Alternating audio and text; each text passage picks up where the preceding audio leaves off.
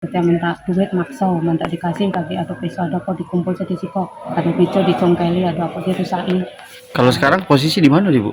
Sekarang Rehan sudah ada di barak istimewa. Alasan ibu di Lubuk Linggau temui Dedi Mulyadi minta anak dibina. Akui sudah putus asa. Alasan Dian Nurhayati warga kota Lubuk Linggau Sumsel mendatangi Gubernur Jawa Barat Dedi Mulyadi mengadukan keluhan terkait kelakuan anaknya Rehan, 19.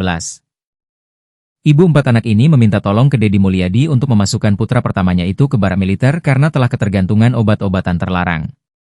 Dia mengaku alasannya menemui KDM sapaan akrab Dedi Mulyadi karena sudah putus asa kelakuan anaknya.